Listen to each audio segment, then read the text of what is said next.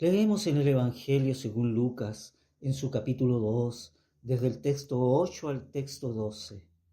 Y había pastores en la misma tierra, que velaban y guardaban las vigilias de la noche sobre su ganado.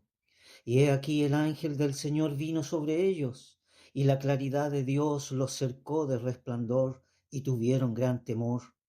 Mas el ángel le dijo: No temáis, porque he aquí os doy nuevas de gran gozo, que será para todo el pueblo, que os ha nacido hoy en la ciudad de David un Salvador, que es Cristo el Señor. Y esto os será por señal: hallaréis al niño envuelto en pañales, echado en un pesebre. Son notables las palabras del evangelista Lucas, inspirado por el divino autor, en su narrativa, que expresa con un estilo descriptivo y elocuente, con sentencias sencillas, pero de gran significado, conforme al propósito que desea imprimir en su exposición. Fíjese que en cuanto a la composición de los materiales, los une estrechamente, formando con ellos un todo coherente, pero evitando formar bloques ininterrumpidos en su narrativa demasiado grandes, cuya lectura cansaría al lector. En general, su relato forma una historia, por lo que los hechos aparecen entrelazados entre sí, formando parte de un todo. Inspirado, traza su pluma para manifestar el plan salvador, y dentro de este principio genera el aspecto teológico que desea destacar, es decir, la relación entre Dios y la humanidad. El evangelista comienza presentando a un grupo de pastores que estaban cuidando el rebaño de ovejas. Utiliza el vocablo griego agruleo, que significa estar en el campo, vivir en el campo, manifestando así que los pastores habían convertido el campo como un lugar de habitación.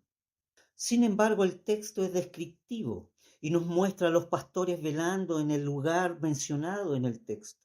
Como todos los pastores, estos montaban guardia, por lo tanto lo que nos habla el texto es normal. Esto es una referencia premeditada para resaltar así la sorpresa del mensaje divino. La verdad es que aquellos que se dedicaban a este oficio no eran tenidos en mucha consideración y se clasificaban entre los publicanos y pecadores, por su poca instrucción referente a las cuestiones ceremoniales y de la ley propiamente tal. Además, en su trabajo muchas veces no respetaba los límites entre las fincas. Este detalle nos revela que no fue dado el mensaje divino a los círculos de la realeza ni a los círculos sacerdotales, sino a simples pastores, es decir, los más humildes y modestos de la sociedad. Tras presentar a los pastores destinatarios de la Anunciación, Lucas ajusta la estructura del relato siguiente del modelo normal de las Anunciaciones, dentro del cual hallamos 7 puntos relevantes. Primero, el ángel del Señor. El ángel del Señor se presenta en forma repentina a los pastores que velaban las vigilias de la noche. Aquí el vocablo usado en el griego koiné es ephistemi, que significa aparecer, manifestarse. Esto expresa el sentido de una llegada repentina. A la señal de esta intervención divina, Lucas añade un motivo extraordinario. La gloria de Dios se aparece y envuelve a los pastores. Esto es, se vieron envueltos en una luz celestial. Los sucesos que ocurren afectan a lo que es decir, al humano y mortal. Sin embargo, la doxa Kyrium, es decir, la gloria del Señor, se muestra en la manifestación escatológica.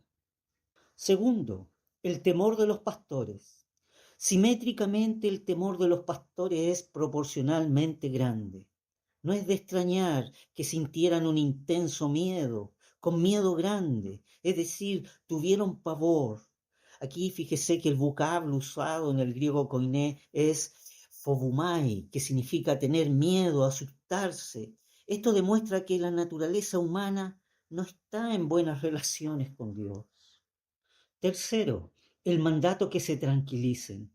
Los pastores, asustados por la gloria que les rodeaba, oyeron las palabras del ángel, que les llamaba a la esperanza y no al temor. Lucas no deja lugar a dudas. Es cierto que no da una definición de la fe, pero describe sus efectos, la acción irreversible de Dios. Aquí el griego manifiesta mefovesto, que significa no temáis, el cual es un imperativo, es decir, un mandato. Cuarto, la manifestación de las buenas nuevas. El ángel aún así no revela el contenido de su mensaje. Se sitúa en el plano del metalenguaje, es decir, la descripción de la naturaleza del lenguaje, y califica de antemano su mensaje de buenas nuevas. Fíjese que el procedimiento literario por parte del evangelista, de la inclusión mediante la referencia a los ángeles, no solo es un elemento estilístico, sino que sugiere la aprobación por la fe del nacimiento del Hijo por parte de los pastores. Quinto, para todo el pueblo. El mensaje era para los pastores y por medio de ellos para todo el pueblo. Este mensaje sería de gran gozo. Aquí el vocablo usado en griego es cara, que significa el gozo. Aquí se usa una figura literaria llamada metonimia, que consiste en utilizar una palabra o frase para referirse a algo que está estrechamente relacionado con ella, pero no exactamente lo mismo. En otras palabras, la buena nueva es el mensaje en sí, el cual traería el gozo y alegría, pero no el gozo de los pastores. Sexto, el mensaje del ángel. Mientras que los pastores no se enteran de la noticia, el lector del Evangelio ya capta aquí el significado cristológico, es decir, la identidad de Jesús como Mesías y Salvador. Os ha nacido hoy. Fíjese que la palabra hoy en griego es semerón. Marca tanto el cumplimiento como la actualidad. El ángel anuncia el nacimiento evocando un título que es comprensible para todos, tanto al judío como al gentil, es decir, al no judío. Aquí el vocablo usado en griego koiné es soter, que significa salvador. Esta expresión marca el carácter mesiánico del Salvador. En griego koiné se expresa así: os estin Christos Kyrios, es decir, que es Cristo Señor. El que nace en la condición única de Salvador es Cristo y es Señor.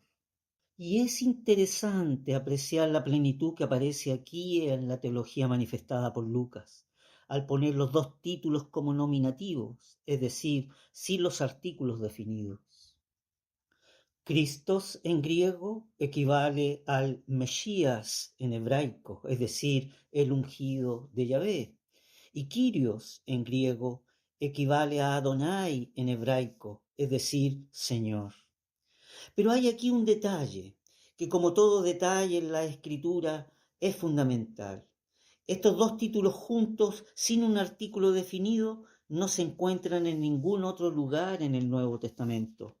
Por lo tanto, el evangelista Lucas quiere claramente insistir en el señorío de Jesús como en su misión de Salvador. El nacimiento había tenido lugar en la ciudad de David, esto es, Betlehem de Judá, tal como proféticamente se había anunciado. La ciudad de David está vinculada al rey, al que Dios prometió que uno, con mayúscula, de su descendencia se sentaría para siempre sobre el trono y reinaría con poder y gloria. Séptimo, el signo dado a los pastores. Lo que sigue es un ofrecimiento no solicitado por parte de los pastores. Es un signo, es decir, una señal. Este consta de dos partes. Primera señal, el hallar al niño envuelto en pañales. Esto nos habla del comienzo de la vida del Señor Jesús. Sin embargo, las tiras y el sudario con las cuales fue envuelto tras su muerte nos hablan de los elementos que visiblemente quedaron ante la resurrección del Señor Jesús.